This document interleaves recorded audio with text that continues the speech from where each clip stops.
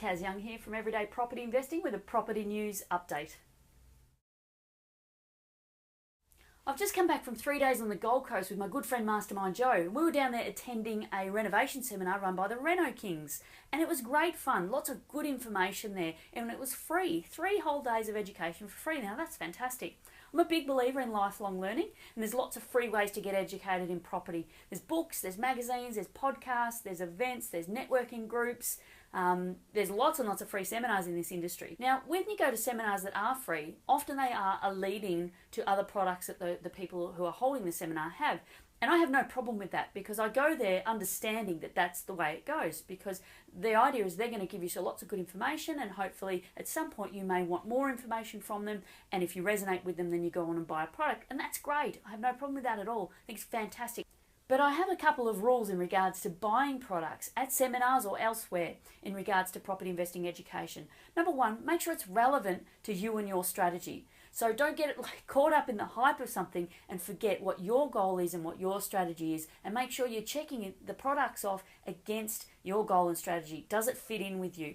The next one is make sure that the person that you're buying from is doing or has done what you want to do and they resonate with you. If you get a bad feeling about someone and you're just not too sure, that could be a warning sign not to go ahead with that particular person. Doesn't mean they're good, bad or otherwise, it's just sometimes you've got to find the right fit for you. And the other thing is make sure it's timely in your life. There's no point buying the product now or the mentoring now if you're not in a position to put it into action, because that's where you're going to get all the value out of it. In this workshop I was in the other day, we were talking about getting things done and how you organise your life. And in our mastermind course that we started off last night, we were also talking about the same thing. How do you organise the tasks and the things that you need to do that will get to you towards your goals? Now I use an electronic system for that called Toodle-Do, and it's my task manager. And I'm just going to give you a quick run through of how I use it to take care of all the tasks that I need to get done for my business, for my property investing, for everything in my life. And this is a way that you can keep yourself on track towards your goals.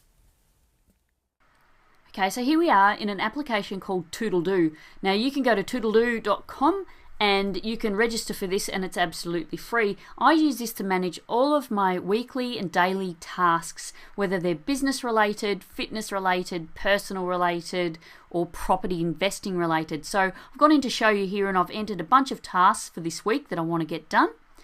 And then what I can do, I've assigned a tag, and I use days of the week as my tag, and I assign which day of the week I need to do it on.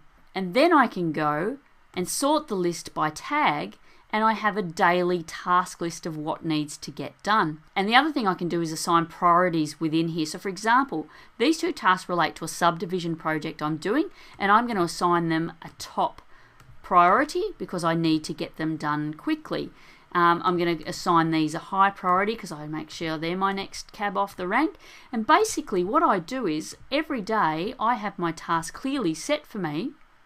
I come on here and I know that I just need to work my way down this list and I will have things done for the day. Now as a buyer's agent I get to see lots of interesting places, and last week I was telling you all about New Farm. So we're going to a different suburb this week. It's North Lakes, and it's quite a way from New Farm in terms of, physical distance, but also the demographic and the type of housing, the type of property that you'd be looking at. So North Lakes is about 28 k's north of Brisbane, and it really is the suburban, outer suburban family type location. There's, a lot of 4-bedroom, 2-bathroom houses there.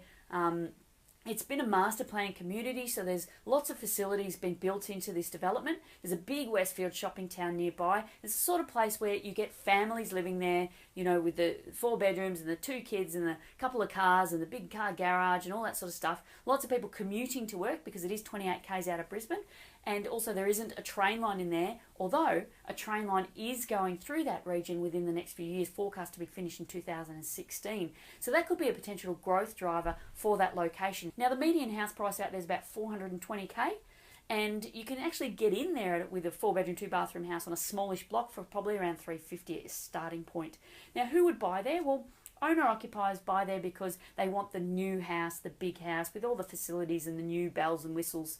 and they can afford that location because it is such an affordable price range. Now, investors buy there if they want a sort of a buy and hold set and forget type property, because they are quite newish. There's good depreciation to be had. There is demand for rental out there, and they can get a good sort of family tenant into that location. According to Residex, over the next 5 years, they're forecasting about 4% growth in that area.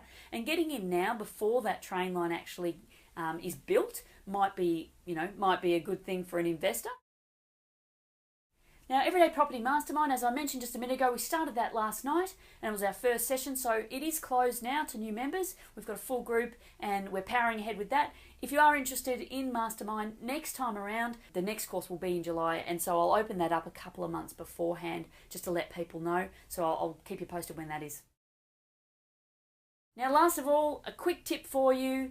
Insurance brokers. A lot of people have heard of mortgage brokers. They go to the mortgage broker and they sort out who's got the best finance deal for them, and the mortgage broker helps them out with that. It's fantastic.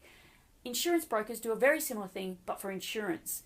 Now, if you've got a lot of policies, if you've got a number of investment properties, say you've got your own home, you've got a car, you've got income protection, you've got life insurance, all those sorts of things, an insurance broker can really take stress and hassle out of your life, because not only do they make sure they're getting the best deal for you, they go around, get all those quotes, handle that whole thing, but they also handle the claims process. So if you ever have to claim, you don't have to deal with insurance companies once again. You only ever deal with your point of call, which is your insurance broker. So, and it's actually not as expensive as I first thought. It can be about sort of between $40 to $100 per policy to have the insurance broker looking after that for you.